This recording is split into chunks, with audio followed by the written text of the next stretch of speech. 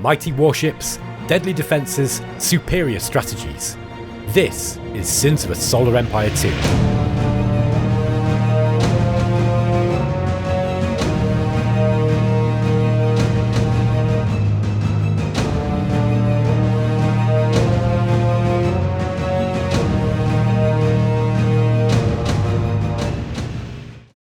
In Sins of a Solar Empire, explore, expand and exploit all support your final goal, to exterminate your rivals by winning decisive fleet battles, destroying their defensive infrastructure and capturing their colonies.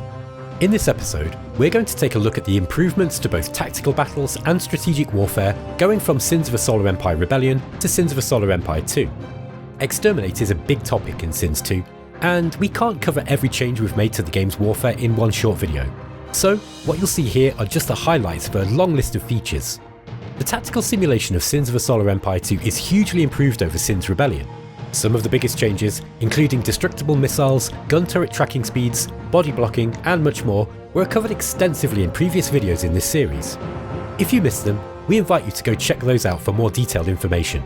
We'll now focus in more detail on improvements made to the battle simulation.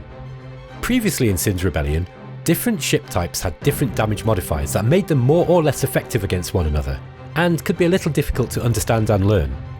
Sins of a Solar Empire 2 has a completely new system of tactical combat mechanics governing damage to ships. To summarise, warships and defensive structures have a mix of shields, armour, hull points, two types of damage reduction called durability and armour strength, and hull regeneration to repair damage sustained in battle. In Sins Rebellion, all ships and starbases, regardless of their type, had weapons attached to one of four sides and fired them in a 90-degree arc around that point, meaning a ship's facing and positioning was much less important. Now, in Sins 2, there are several different kinds of weaponry which can either be fixed in place or mounted on rotatable turrets, each with a damage per second or DPS value, a damage type and a pierce value for defeating durability.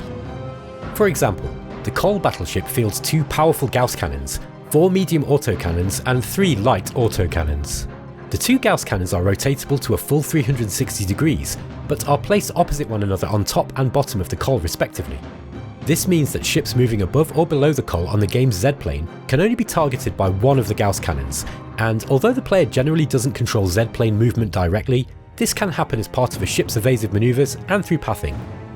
The Gauss cannon has a very high pierce value, but has a slow rate of fire, and while this gives it a rather high DPS output, quick enemy ships can evade its attacks more easily as it fires a powerful single shot from a slow-moving turret that cannot track fast-moving targets.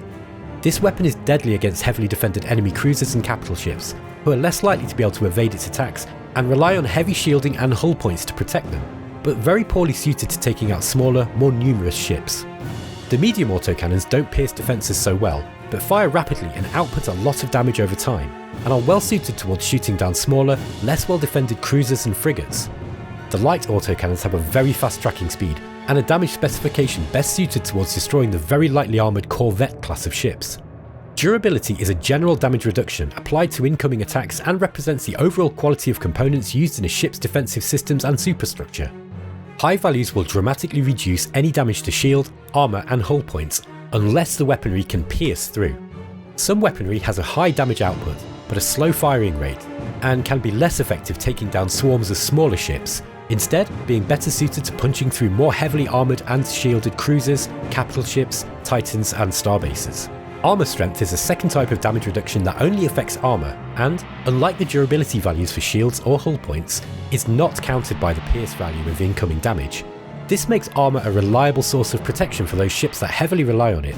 Shields can have their own special ability, the Shield Burst, by which depleted shields will gain an instant boost in strength to replenish itself after a timer has counted down to 0. Keeping an eye on a ship's Shield Burst timer will allow a canny player to cycle ships in and out of combat safely, without sustaining too much structural damage, and it may be wise to focus all fire onto a damaged ship that is due for a Shield Burst replenishment before it activates. Put simply, different ships with different weapon systems will perform better against certain types of target than others, and larger ships generally have a higher durability and require more specialised weaponry to effectively defeat. Furthermore, as we'll see in later videos, each of the traders, Advent and Vasari have their own specialities when it comes to defensive and offensive capabilities.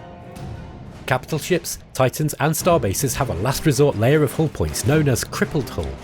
Once hull points are completely stripped away, the entity cannot fire, use any abilities or components, and repairs must be made to restore full combat functionality once more.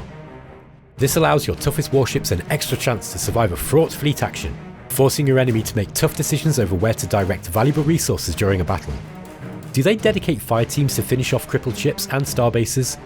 Or are there other, more important targets to face first?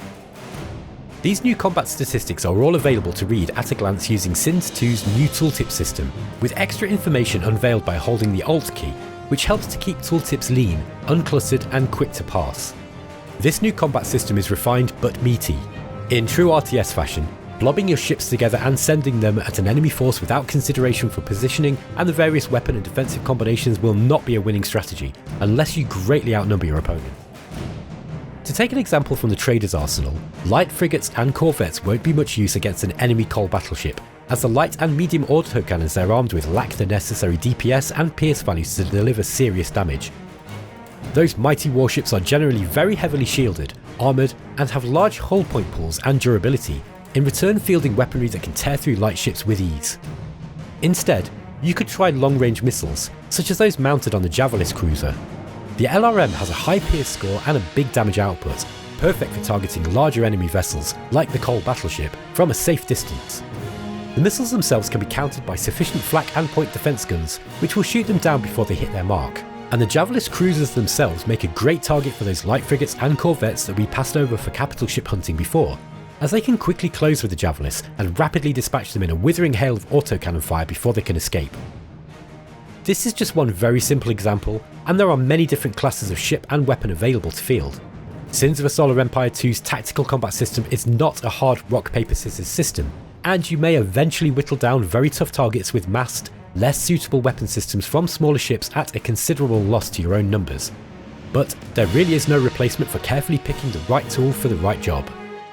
To further illustrate this, consider a matchup between the two lightest ship classes, excluding strikecraft, the light frigate and the corvette. While light frigates have a higher overall DPS value than most corvettes, they struggle to target those smaller, faster ships with their fixed gun mount and relatively slow rotation speed. The corvettes will quite literally run rings around light frigates and wear them down over time. Capital ship, Titan and Starbase items are a new addition to Sins of a Solar Empire 2. And alongside the existing capital ship abilities similar to those features in Sins Rebellion, greatly expand your fleet's repertoire of special tricks. Radiation bombs rapidly damage enemy ships over a wide area, forcing your opponent to scatter their fleet and allowing you to engage smaller groups and defeat in detail. A rapid reloader turbocharges your ship's reload rate and almost doubles its munition output for a limited time. Crowd control, focused firing solutions, locking down enemy abilities, rapid repairs, area effect buffs and debuffs, improved strikecraft cover, field deployment of entire starbases. All these and more await you in the tech tree, while many more can be secured through planetary survey, auctions, and exchange with the minor factions. These items and abilities transform an already dynamic tactical battlefield into a combat space requiring forethought and careful planning. A single well-placed area of effect ability can eliminate your point defense ships, leaving your backline open to a devastating LRM barrage, while the very threat of such an attack may force your opponents to rethink that blob of doom he's sending your way. With the changes to weapon firing arcs, along with the aforementioned changes to turret tracking speeds, missiles that can be destroyed, dodged and blocked, and our brand new damage handling and deployable item systems, Sins of a Solar Empire 2 is opened up to a whole new dimension of tactical play.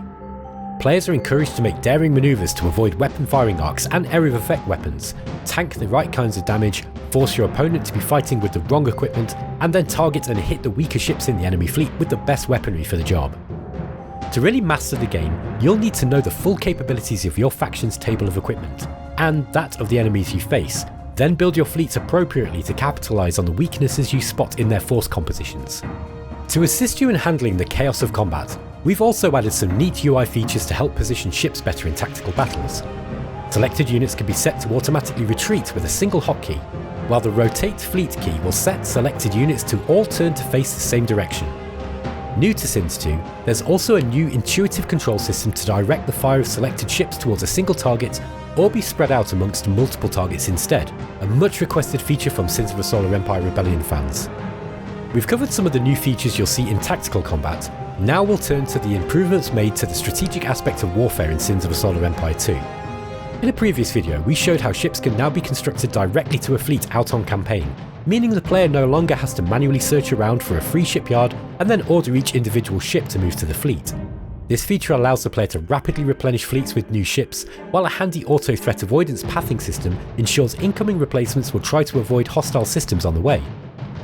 Players can now more easily pick out and control ships from the selection window, eliminating the need to frantically search the gravity well to find that single ship with the ability you need right at that moment. An incredibly useful feature, particularly in multiplayer games where pausing the game can be limited. Defensive structures and starbases can be slowly rotated around the gravity well they're located in, deactivating their functionality while they're in transit. You'll need this feature to account for the shifting phase lane connections when the optional orbiting planets feature is selected, but it can also come in handy when you're expecting your enemy to attack you from a direction you hadn't previously anticipated. Starbase and planet items add a new dimension to strategic warfare in Sins of a Solar Empire 2. For example, the Traders Garrison Recruitment Center will commission idle factories around the gravity well to produce an automated garrison fleet, which does not contribute towards your overall supply limit. This garrison fleet can be used to defend the colony or roam around neighbouring gravity wells to defend existing holdings or clear out enemy outposts. These ships can also be manually controlled within their boundaries of operation. Other useful planet items increase the amount of military orbital slots available, increase weapon range or damage in the gravity well, summon in a defensive fleet, and many more still. No Sins of a Solar Empire 2 strategy would be complete without the consideration of the minor factions. In exchange for your precious influence points, the minor factions can be coerced into helping your military efforts. Whether you're purchasing scout vision sensor data from the Giscun Expeditionary Force to pinpoint enemy formations in a run-up to a war, or paying the Eluxian Resurgence to hold a vulnerable flank safe from raids while your fleets make a move on an isolated colony, the minor factions have much to offer you. Sins of a Solar Empire 2 is a war-focused 4X game, and many of the changes we're bringing to the eXterminate aspect of its gameplay are unique to each faction. We'll be covering race and sub-faction specific features, including unique ships, items, technologies and their various abilities in future videos in this series. So, stay sharp!